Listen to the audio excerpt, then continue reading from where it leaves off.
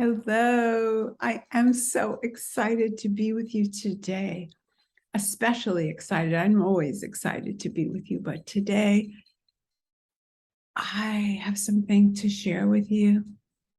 I think we are all more alike than different. We appear different, different bodies. We have different personalities. We even have different thumbprints to show that in minuscule ways we're different. But there are ways that we are so the same.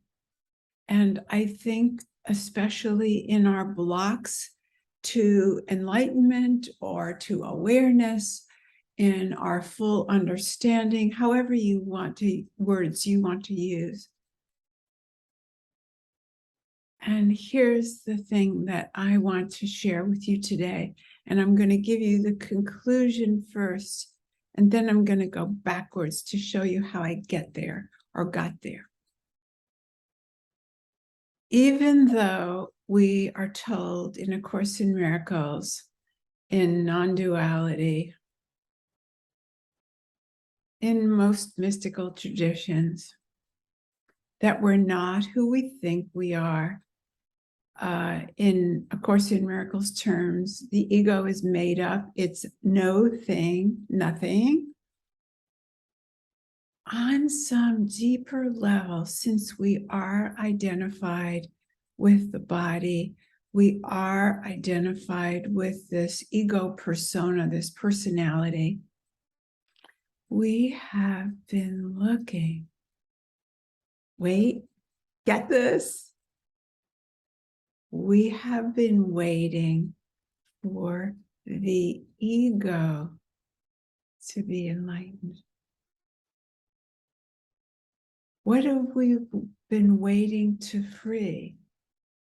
To free the personality, to free the stuck places. If your stuck places are you judge people, then you're waiting to be you in the personality, but not judge people, right?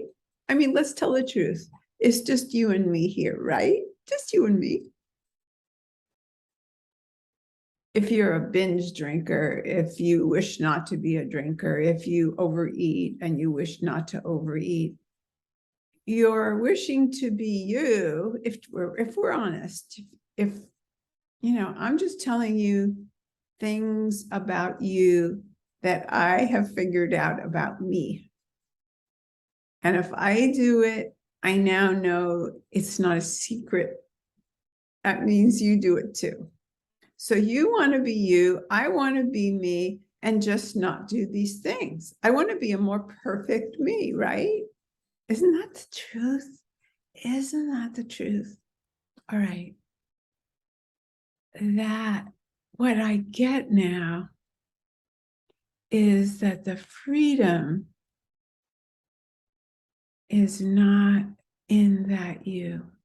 So in last week's episode, which was episode 54, I asked you, even for 5 minutes, to practice saying, when you refer to yourself, I awareness. Now, what do we mean by awareness? If this is your first time with me, I recommend going to episode 53, where I take you back to the different ages of your life and the different stages and the different thoughts and the feelings and the persona and the different body, to the realization that there is a thread, there is a something that has always been you. And that you is not the you that you've been trying to make free. It's not the you that you've been trying to enlighten. And why does A Course in Miracles and many other spiritual guidances say enlightenment is just a realization, or refer to it as hidden in plain sight. It's because we've been looking toward the wrong place, the wrong eye. Not wrong, everything's just right, but just having to use language. If we've been looking to find freedom and perfection in the ego, well, we'll be on that path a long time. Let's not call it wrong, but we're not going to have success because that's not us. That is the gift. And I like the fact that awareness doesn't feel comfortable. If you say I awareness, it goes, I'm not awareness. How? And then people want to say I awareness, my awareness, making it my insight, making it the ego's insight. No, no, no, no, no, no, no, no, no. Yes, yes, yes. What are we saying yes to? Yes to that thread, that beingness, that oneness that we always are. Now, let me take another metaphor and then we'll get into the course lesson, which is going to be lesson 42. Yes, 42. Let's use another metaphor. When I was trying to still free the ego, I loved the metaphor of we're the wave in the ocean. Because as egos, we have a certain perspective. It's a certain looking from, and it's looking from separation, looking from an individual body. And the course, I have to say it each week, does start where we are. And so it does teach us how to be better egos in the sense of choose again and be more loving, and judgment hurts. It's really brilliant as a non-violent or way to see how, if there's such a word as unpeaceful, how many attack thoughts we have that we didn't think we had. We thought we were these really nice people. And it's not that we're not. It's just that people with egos are basically very self-centered. Marianne Williamson said this morning in her email that enlightenment is described in a course as a shift in self-perception from body identification to spirit identification. Well, today, I'm asking you to just use another word that you might not be comfortable with. I don't really want you to be comfortable. I think when you're uncomfortable, it will wake you and I up even more. So when we continue to say I awareness, we are awakening to that spirit identification. Now, I think I started saying that I loved being the wave of the ocean because it referred to my perspective as the wave. But in this example, trying to put it together with awareness, it starts with I awareness that is aware that there has been a thread of the body self that's always been the big self, the true self, the real I, the true I. And then there's the totality. the supreme, the divine, the all. We know even when we say there's one being, that means there's no separation. There's just one being. But we don't feel like I awareness move, you awareness. There is a movement of the world that I am part of, that I belong to, that I am one with. But I, as a separate being, or even I awareness that is aware of the Rosalind that's always been, there's something even unnameable and larger, that it's an energy that knows, that is aware that there has been a thread that's always been me. So now we have two, but it's not two, because one is not separate. The I that's always been me is not separate from that, even behind it, even more essential. So just like that wave in the ocean, rather than identifying as the wave, let's identify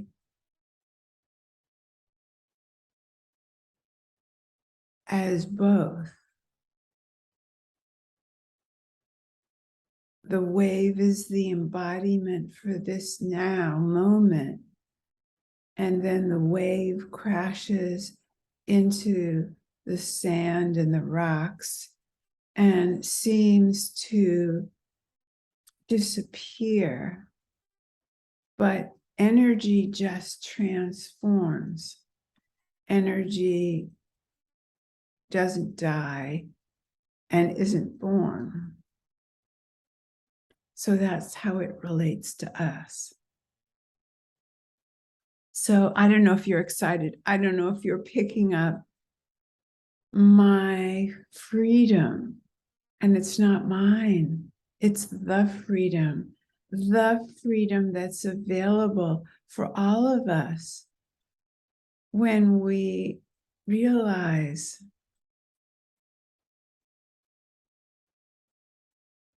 that everything is just the way it always must be, should be, isness. So there's nothing to critique, there's nothing to judge. So lesson 42 says, awareness is my strength, awareness is the gift.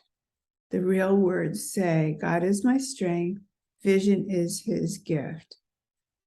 Well, at this point, most of us can afford to play with the words, even if you're a fundamentalist, a Course in Miracles person, even if you're a diehard, whatever your orientation has been. Isn't there a part of you that wants to break out from where you've been stuck? I'm offering you a place, a way, a simple, easy way to play with some words.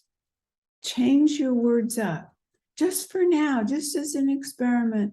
If you're a diehard and all your friends are diehards and you have no problem with these words, that's fine.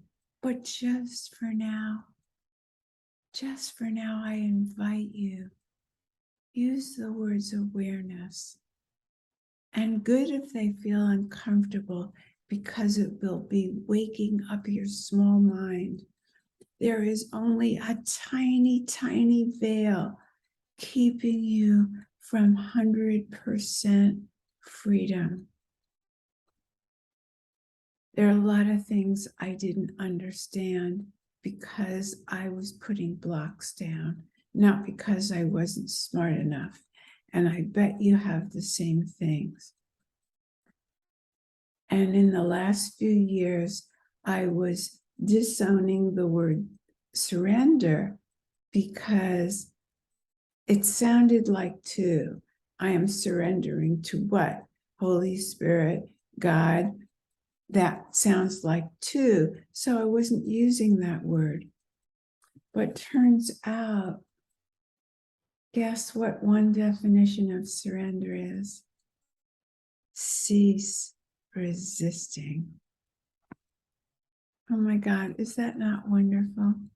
So today, I ask of you, because I know you're listening, because you want peace, you want serenity, you want to know that you are part of the one being. You want to experience no separation. It's right here. So then, lesson 42, the idea for today combines two very powerful thoughts, both of major importance. It also sets forth a cause and effect relationship that explains why you cannot fail in your efforts to achieve the goal, which is, I'm going to say for all of us, freedom, freedom to be. Freedom, that means freedom to love, freedom to act, freedom to not act, freedom to live without second guessing, without heartache, without psychological suffering, and with the knowing that we are not these separate people. We're not these individuals. And yet we are, because we embody them in service. The small mind is in service. The body is in service to this awakening. Then it says, you will see, because it is the will of awareness. So let's play with there is no you. We are all embodiments. We are all, if you will, puppets, if you will, flowers, if you will, trees, organisms. We are whatever you can imagine to fill in besides people. Fill in, we are the beings of existence. We are the life force. We are the implementation. Any words?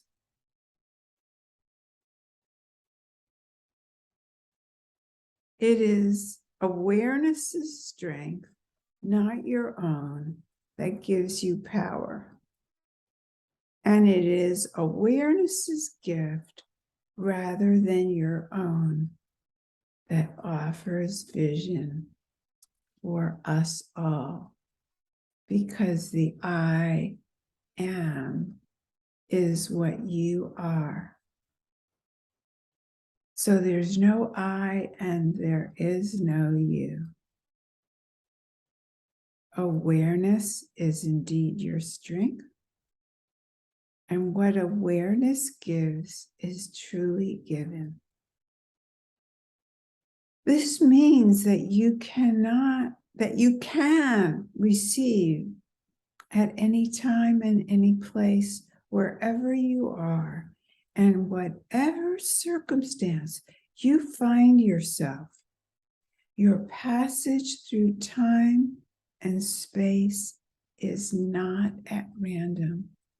I love this because there's an order to the universe and there are no mistakes. So whatever you have judged as not good enough is all made right by our new vision. You cannot but be in the right place at the right time. Such is the strength of awareness. Such are awareness's gifts. How beautiful is that? Am I just off on my own trip, or are you going along with me? But there's no I and my trip, so it has to be that we're going together. It has to be. Let's just have a few minutes where we explore what that would be for each of us. Let's start with that phrase I just used, each of us. What if there is no you and no each of us? Notice what you feel. Do you feel terror? Is that bad news? Is that good news?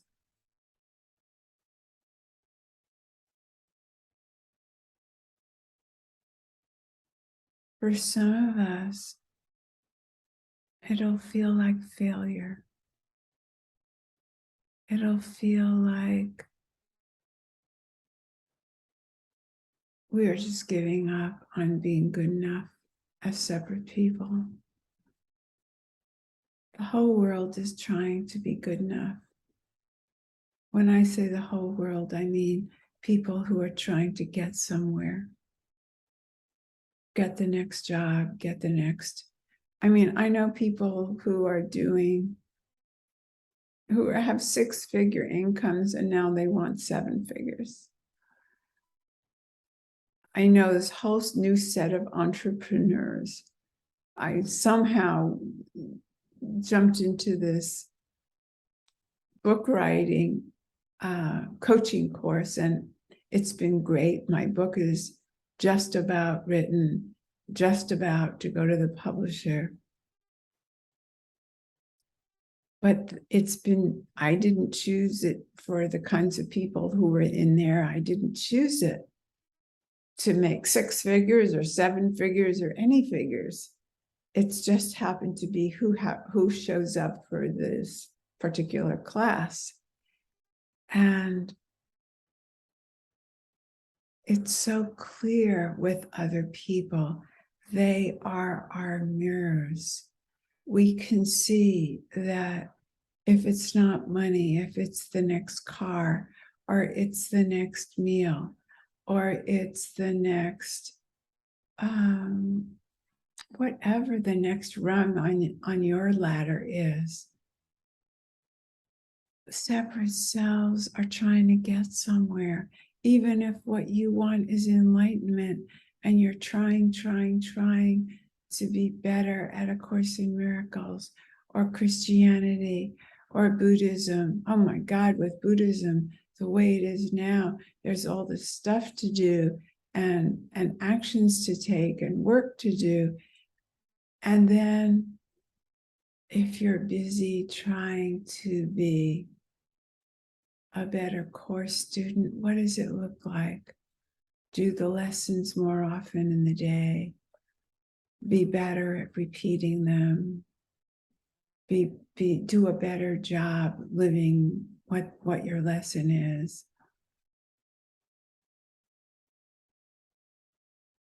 If you're a non-dual student or teacher, are you ranking on yourself for how many times you forgot there's just one being and acted from 2? And do you feel less?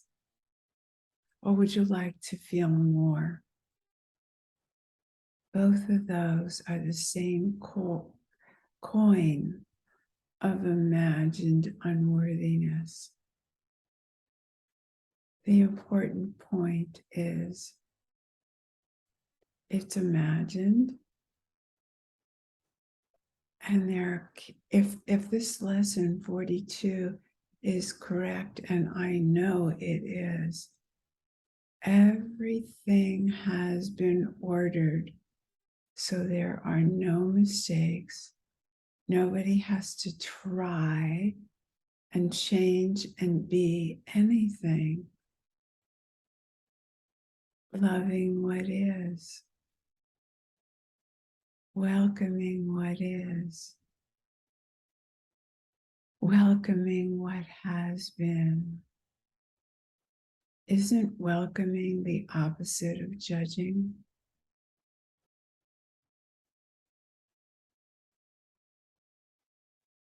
I think I'm going to say something each time if I can remember.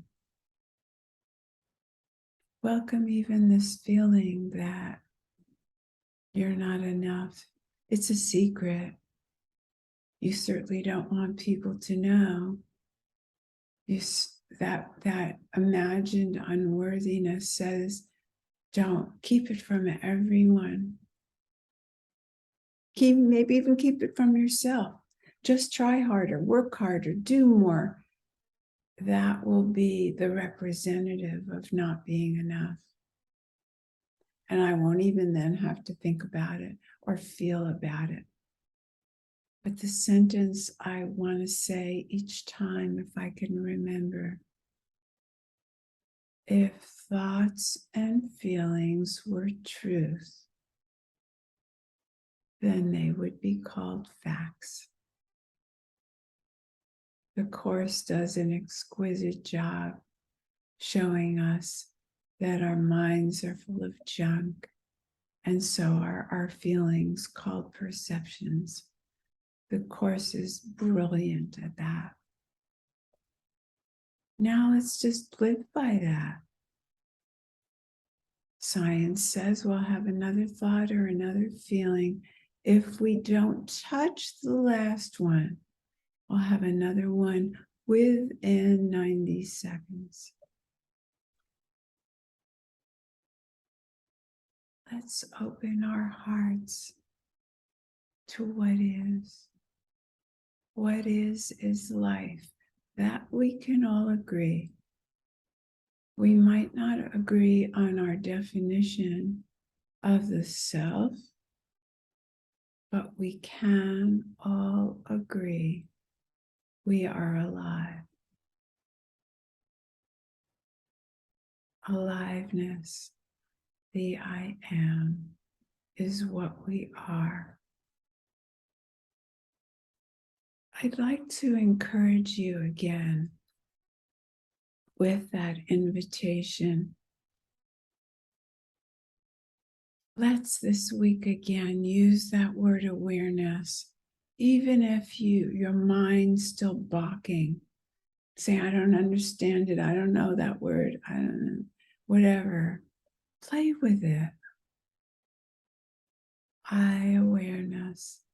At least it would be suggesting to you that I, are not who you have been previously believing you are.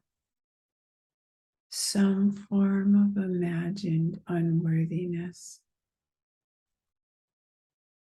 Please take my love with you this week and talk to each other if you're getting something out of I awareness. See if it's waking up something in you that has maybe not even been asleep. Maybe it's a sense of you as everything that you've never known. Bye for now, and I'll see you next week. Bye.